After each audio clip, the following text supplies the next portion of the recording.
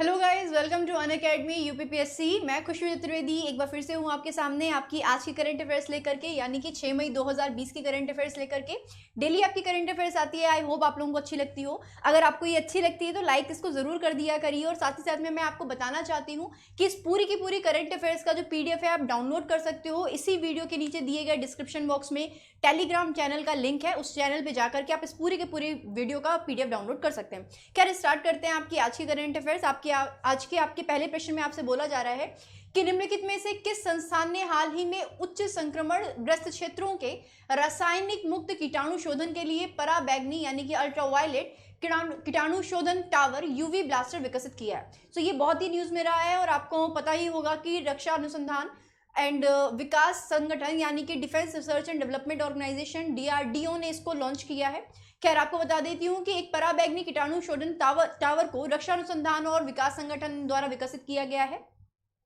UV blaster नाम का यह उपकरण एक यूवी आधारित क्षेत्रीय सैनिटाइजर है जिसे डीआरडीओ की दिल्ली स्थित प्रतिष्ठित प्रयोगशाला laser science and technology centre ने MS new age instruments and materials private limited Gurugram की सहायता से डिजाइन और डेवलप किया है। देन आपको बता देती हूँ कि यूवी ब्लास्टर प्रयोगशालाओं और कार्यालयों में इलेक्ट्रॉनिक्स उपकरण, कंप्यूटर और अन्य गैजेट जैसे उच्च प्रौद्योगिकी वाली सतहों में उपयोगी है जो रासायनिक विधियों से कीटाणु शोधन के लिए उपयुक्त नहीं है। यह उत्पाद हवाई अड्डों, शॉपिंग मॉल्स, मेट्रो, होटल्स, कारखानों, कार्यालयों आदि ऐसे क्षेत्रों के लिए भी प्रभावी है जहां लोगों की आवाजाही जो होती है वो सबसे ज्यादा होती है या खासी ज्यादा होती है। उपकरण में करीबन 360 डिग्री प्रकाश के लिए 254 nm वेवलेंथ पर 6 लैंप होती हैं। कमरे के भीतर विभिन्न स्थानों पर उपकरण लगाकर लगभग 12 × 12 फीट आकार के एक कमरे को लगभग 10 मिनट और 400 वर्ग फुट के कमरे को 30 मिनट में कीटाणु मुक्त किया जा सकता है। तो ये अपने आप में एक अच्छी अप्रोच है। खैर, आपको बता देती हूँ डीआरडीओ के बारे में। डीआरडीओ भारत सरकार की एक एजेंसी है। यह सेना के अनुसंधान और विकास के लिए जिम्मेदार है। इसका मुख्यालय नई दिल्ली भारत में है और डीआरडीओ का गठन जो हुआ था वो 1958 में किया गया था। सो ये डीआरडीओ का क्या है, आपका लोगो है, आप इसको देख सकते हैं यहाँ से। देन आगे बढ़ लेते हैं। आपके नेक्स्ट प्रश्न में आपसे बोल रहे हैं कि निम्न में से कौन सा देश आर्कटिक जलवायु की निगरानी के लिए इस वर्ष का पहला आर्कटिक एम उपग्रह लॉन्च करेगा। सो भाई, रशिया इस काम को करेगा। ठीक है, देन इसके बारे में पढ़ लेते हैं डिटेल कि लावोचिन एरोस्पेस कंपनी के जनरल डायरेक्टर व्लादिमीर कोलिमकोव के अनुसार रूस इस वर्ष के अंत तक आर्कटिक जलवायु और पर्यावरण की निगरानी हेतु अपना पहला आर्कटिक एम उपग्रह लॉन्च करेगा जो एक रिमोट सेंसिंग उपग्रह है। उपग्रह का प्रक्षेपण जो है वो सोयूज 1B वाहक रॉकेट के द्वारा उपयोग करके, जिसमें फ्रिगेट बूस्टर करा जाएगा। आपको बता दूं कि यह अब तक का नंबर 1 अंटार्कटिक एम अंतरिक्षयान है और इसका रेडियो इलेक्ट्रॉनिक परीक्षण भी किया जा रहा है। रूस का अंटार्कटिक एम रिमोट सेंसिंग और आपातकालीन संचार है उपग्रह पृथ्वी के ध्रुवीय क्षेत्रों में मौसम संबंधी डेटा एकत्र करेगा। इससे मौसम के पूर्वानुमान में सुधार करने की अनुमति दी जाएगी और वैज्ञानिकों को जलवायु परिवर्तन का बेहतर अध्ययन करने में सक्षम बनाया गया, उसमें सहायक होगा। यह प्रक्षेपण इसलिए भी महत्वपूर्ण है क्योंकि रूसी क्षेत्र आर्कटिक महासागर के साथ फैला हुआ है।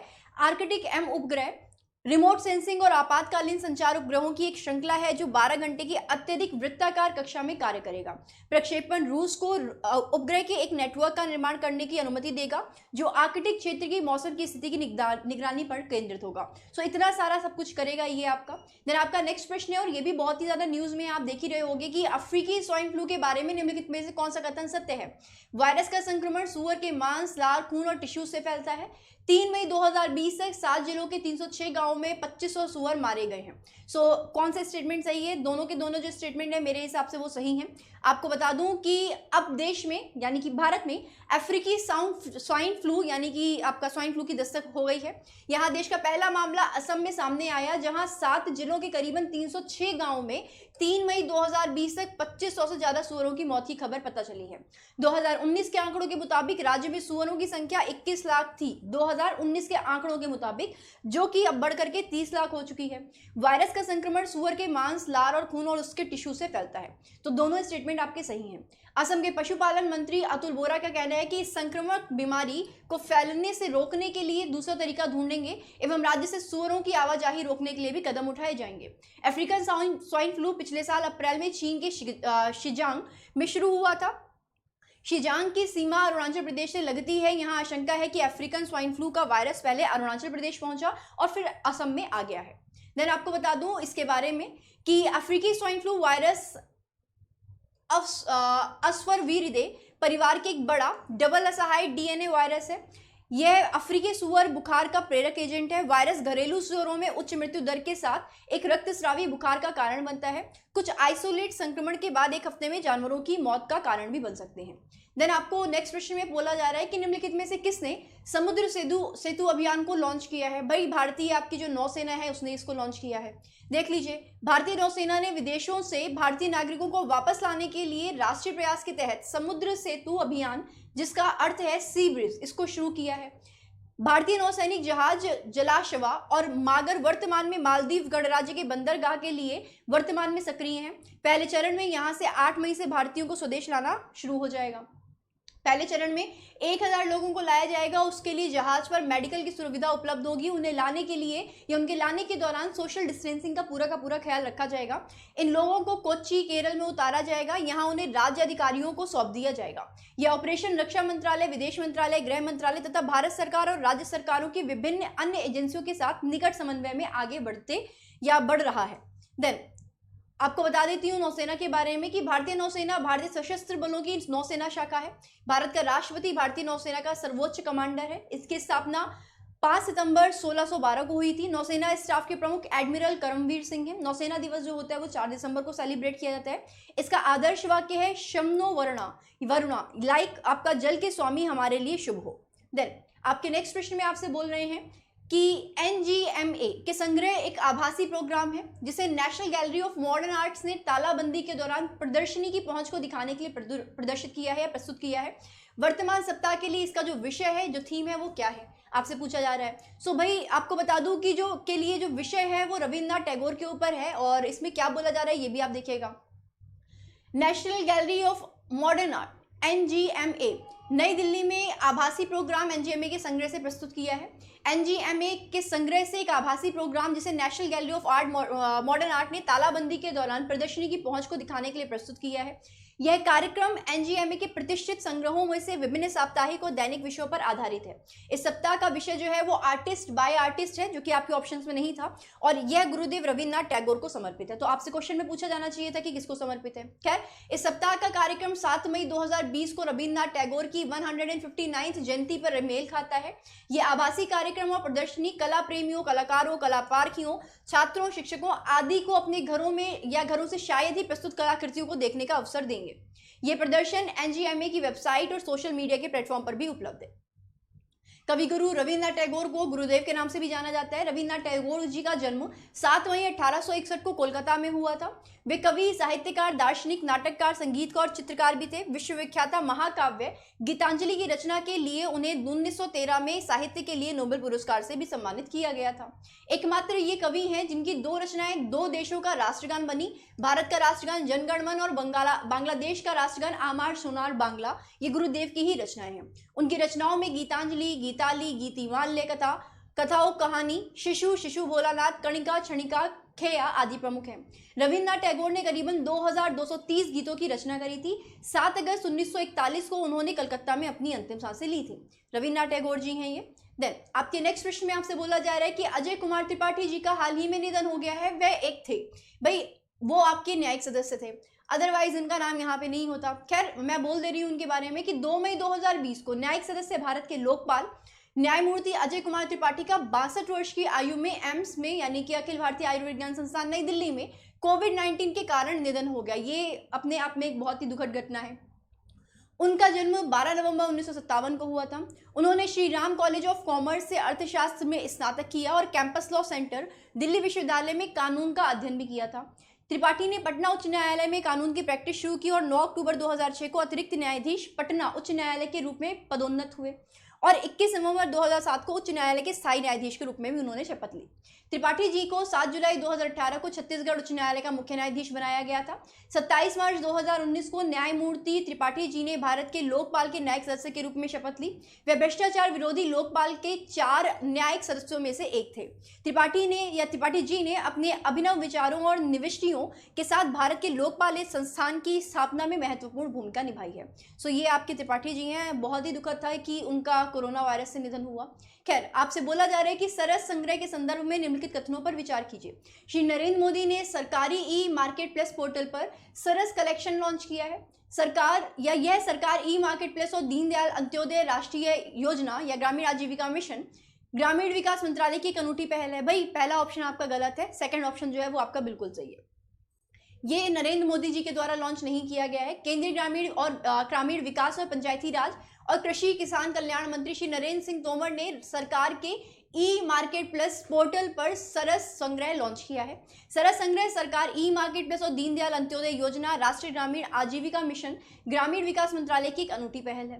यह ग्रामीण स्व सहायता समूहों यानी कि सेल्फ हेल्प ग्रुप्स द्वारा बनाए गए दैनिक उपयोगिता उत्पादों को प्रदर्शित करता है और इसका उद्देश्य केंद्र और राज्य सरकार के खरीदारों के लिए बाजार पहुंच के साथ ग्रामीण क्षेत्रों में आपकी सेल्फ हेल्प प्रोवाइड करना है। देन आपको बता दूं कि इस पहल के तहत आपके सेल्फ हेल्प ग्रुप्स विक्रेताओं के उत्पादों को 5 उत्पाद श्रेणियों में सूचीबद्ध किया गया है या जा सकता है, अर्थात आपका हैंडीक्राफ्ट होगा, हस्तशिल्प होगा, हथकरघा होगा, वस्त्र होगा, कार्यालय सामान हो गया, किराना और पेंट्री हुआ, व्यक्तिगत देखभाल और स्वच्छता के आइटम्स हुए। देन पहले चरण में 11 राज्यों के करीबन 913 सेल्फ हेल्प ग्रुप्स पहले से ही विक्रेताओं के रूप में पंजीकृत हैं।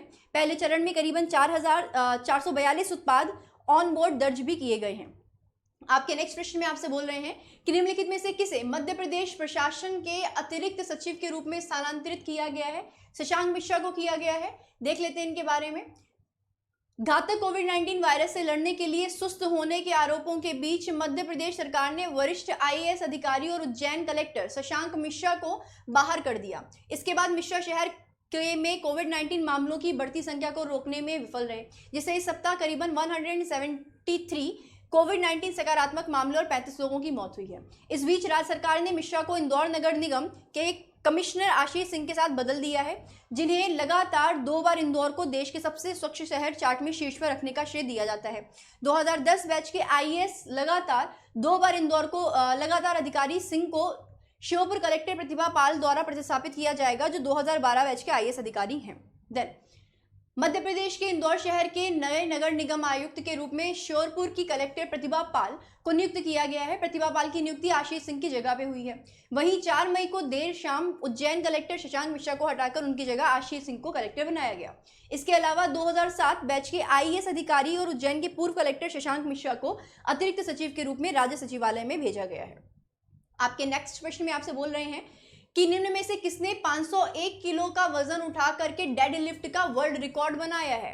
देखिएगा भाई, हेफ्थार जॉनसन को आपका 501 किलो का वजन उठाने के लिए डेड लिफ्ट का रिकॉर्ड उन्होंने ब्रेक किया है और ये आइसलैंड के हैं। तो आप इनको याद रखेंगे कि आइसलैंडिक अभिनेता और आपके मजबूत हेफ्थॉर जॉनसन ने 2 मई 2020 को डेड लिफ्ट के लिए विश्व रिकॉर्ड बनाया, जब उन्होंने आइसलैंड में थोर के पावर जिम में 1104 पाउंड करीबन 501 किलोग्राम वजन उठाया।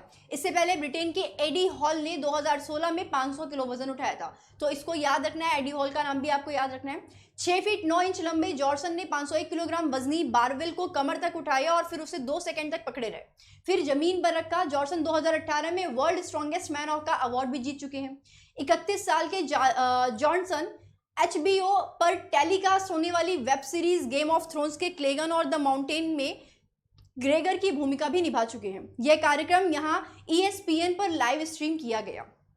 ये हैं आपके हेफ्थॉर जॉनसन, देख सकते हैं आप इनको। देन आपका आज का लास्ट प्रश्न है, इसमें आपसे बोल रहे हैं कि अंतर्राष्ट्रीय दाई दिवस 2020 की जो थीम है वो क्या है? भाई ये जो थीम है ये है midwives with women's celebrating demonstrate mobilise unite our time is now. So 10th का आंसर हो गया आपका ऑप्शन नंबर डी। अब देख लीजिए कि क्या है ये। अंतर्राष्ट्रीय दाई दिवस 5 मई को मनाया जाता है, जिसे अंग्रेजी में इंटरनेशनल मिडवाइफ्स डे भी बोलते हैं। दाई दिवस राष्ट्रों में माताओं और उनके नवजात शिशुओं के स्वास्थ्य की देखभाल एवं जागरूकता को बढ़ाने तथा दाइयों के बड़े योगदान के लिए उन्हें सम्मानित करने हेतु जाया जाता है या प्रदान किया जाता है, क्योंकि नर्स और दाइयां स्वास्थ्य सेवा मुहैया कराने में महत्वपूर्ण भूमिका निभाती हैं। यही लोगों को स्वास्थ्य के लिए महत्वपूर्ण जानकारियां देती हैं और बुजुर्ग लोगों को भी देखभाल करती हैं और उनकी जरूरतों का भी ध्यान रखती हैं।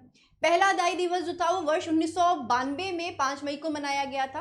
प्रतिवर्ष आपका जो मिडवाइफ्स का अंतर्राष्ट्रीय परिसंघ है एक थीम है और कैंपेन के साथ लोगों को जागरूक भी करता है। इस वर्ष 2020 की ICM की theme midwives with women celebrate demonstrate mobilise unite our time is now है। सो आप इसको देख सकते हैं। एंड ये है आपका थीम इंटरनेशनल मिडवाइफ्स डे का, जो कि 5 मई को है। सो आई होप कि सारे के सारे जो आपके करंट अफेयर्स हैं आपको अच्छे लगे होंगे, इंटरेस्टिंग लगे होंगे और आपके अपकमिंग एग्जामिनेशन के लिए भी बहुत ज़्यादा इंपॉर्टेंट होंगे।